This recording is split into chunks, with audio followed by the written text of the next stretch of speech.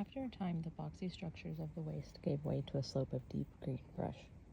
Prue stepped across the northbound branch of the train tracks and found herself immersed in a lush, knee-deep thick of fern. The ground continued to slope upward toward the first trees that marked the boundary between the outside world and the impassable wilderness.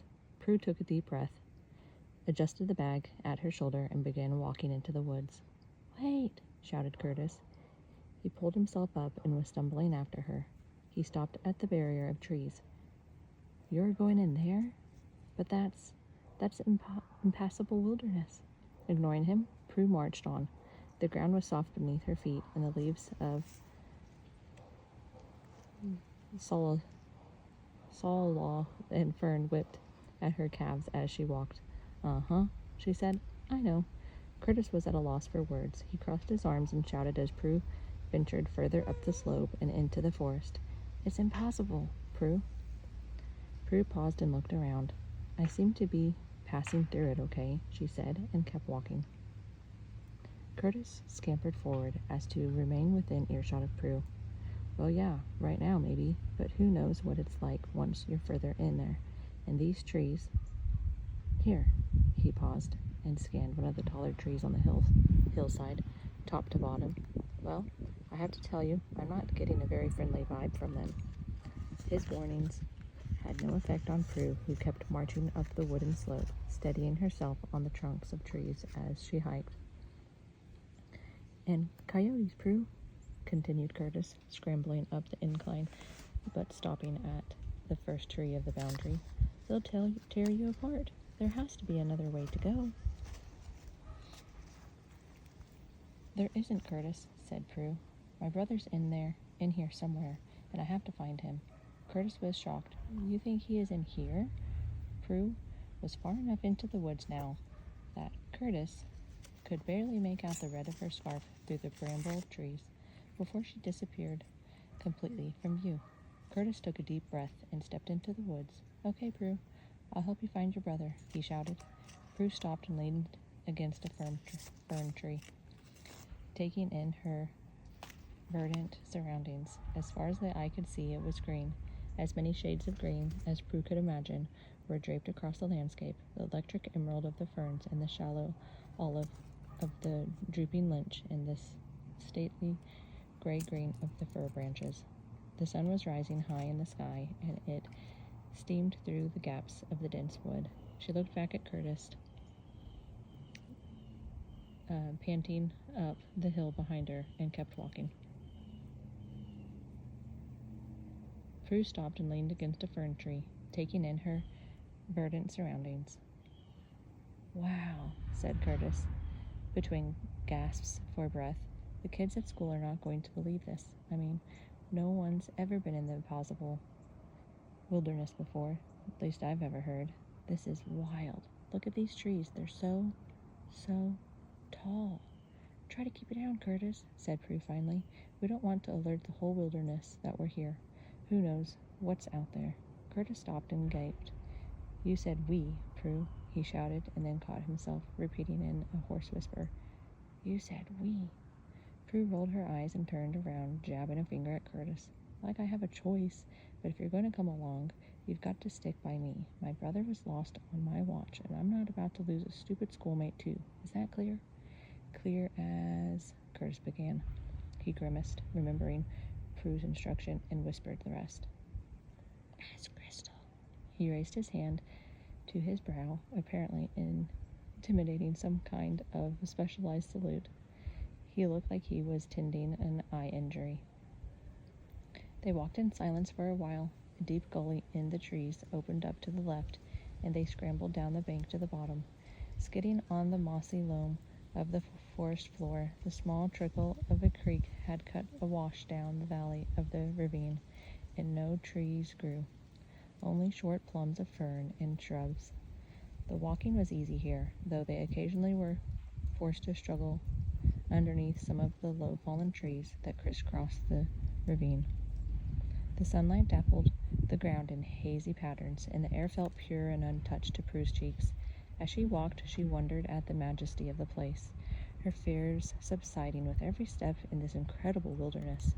Birds sang in the looming trees above the ravine, and the underbrush was periodically disturbed by the sudden skitter of a squirrel or a chipmunk.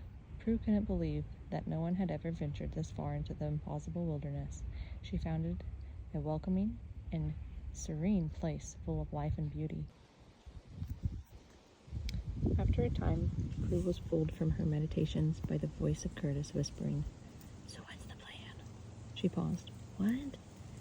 He whispered louder. "I said, what's the plan?" "You don't have to whisper." Curtis looked nonplussed. "Oh," he said in his regular voice. "I thought you said we had to keep our voices down." "I said to keep it down, but you don't have to whisper." She looked down around her and said, "I'm not quite sure what we'd be hiding from anyway." "Coyotes, maybe?" offered Curtis. "I think coyotes only come out at night," said Prue. "Oh, right. I read somewhere," Curtis said. "Do you think we'll be done before night comes?" "I hope so." "Where do you think your brother is?" The question, simple as it was, made Prue blanch. It was dawning on her that the job of finding Mac might be harder than it had initially seemed. On second thought, had she even considered what she was going to do once she'd made it into the impossible wilderness? It was one thing to brave the journey, but what now? Improvising, she said, "I don't really know. The birds disappeared around." Curtis interpreted. "Birds? What birds?" "The birds that kidnapped my brother. Crows, actually. A whole flock of them. A murder." "Did you know that? That a flock of crows is called a murder?" Curtis's face had dropped. "What do you mean, birds kidnapped your brother?" he stammered. "Like birds?" Prue flared her eyes and said, "Try to keep up here, Curtis. I have no idea what is going on, but I'm not insane and I have to believe what I saw. So if you're going to come along, you're going to have to believe this stuff too." "Wow," said Curtis, shaking his head. "Okay, I'm there. I'm with you. Well, how are we going to find out where these birds went?" "I saw them dive into the woods in the hills above the railroad bridge, and I didn't see them fly back out, so I have to assume they'd be around here somewhere." She studied the world around her. The forest seemed limitless, unchanging, the ravine ascending along the hill as far as the eye could see. The word hopeless suddenly sprang into mind. She pushed it away. "I guess we'll just have to keep searching and hope for the best." "Does he understand English?" asked Curtis. "What, your brother? If we called for him, would he answer?" Prue thought for a moment and said, "Nah, he speaks his own weird language. He babbles pretty loudly, but I'm not sure he'd respond if we started yelling his name." "Tough," said Curtis, scratching his head. He looked at Prue sheepishly. "Not to change the subject or anything," he said, "but you didn't happen to bring any food along, did you? I'm kind of hungry." Prue smiled. "Yeah, I've got some stuff." She sat down on a broken tree limb and swung her messenger bag over her shoulder. "You like gorp?" Curtis's face brightened. "Oh yeah, I'd kill some of that right now."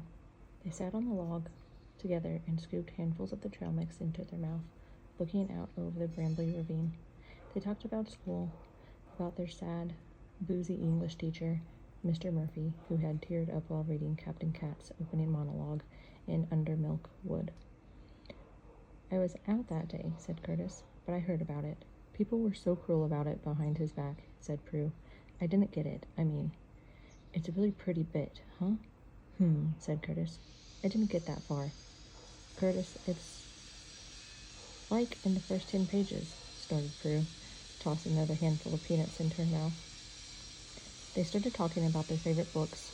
Curtis briefly profiled his favorite X-Men mutant, and Prue playfully teased him before admitting a certain envy for Jean Grey's telekinesis. "So why'd you stop?" asked Curtis after a pause. "What do you mean?" "Well, remember in 5th grade we used to pass pictures to each other of superheroes? You did really good biceps. I totally ripped off your bicep technique." Curtis was shyly looking down into the bag of grop, fishing through the raisins and peanuts for the M&Ms. Pure felt castigated. "I don't know, Curtis," she said finally. "I guess I lost interest in that stuff. I still like drawing." I like drawing a lot, just different stuff. I'm getting older, I guess. Yeah, said Curtis. Maybe you're right. Botanical drawing, that sort of thing. Now, you should try it. Botanical? What? Like drawing plants and things? He was incredulous. Yeah, I don't know. Maybe I'll try it sometime. Find a leaf to draw. He spoke quietly, almost despondingly. Prue glanced down at the log they were sitting on. A wild tangle of ivy had climbed the territory. Scarcely any of the wood's bark could be seen below. The green leaves, it looked as if the ivy itself had been the reason for the tree's toppling. Look at these ivy leaves, she said, trying on the tone of an art teacher. How the little white lines make designs against the green of the leaf. The more detail you get into, the more fun it gets. Curtis shrugged. He tugged at one of the veins. It clung to the bark tentaclously, like some obstinate animal. Letting go, he quietly reached back into the bag of coral for another handful. Prue decided to lighten the mood. Hey, she said pointedly, stop picking through for the chocolate. That's so illegal. Embarrassed, Curtis smiled and passed the bag back to her. After they'd finished half the bag, Prue produced the bottle of water and took a slug. She handed it to Curtis, and he took a drink too. The early morning light dimmed as a gray bank of clouds blew in above the trees and covered the sun. Let's keep moving, said Prue. They continued marching up the ravine, grabbing fistfuls of ivy to steady themselves as the ground steepened below them. The creek bed, which seemed like it would carry a lot of water during the winter and spring, was shallow and mostly dry, and they soon found the going easier if they'd used it as a makeshift trail. The wash flattened out at the crest of the hill, and then were again standing in the midst of the trees on a slight plateau. I have to pee, said Prue. Okay, said Curtis, distractedly staring back down the ravine. So go over there, said Prue, pointing to the thicket of bracken. And don't look. Oh, said Curtis. Yeah, okay. I'll give you some privacy.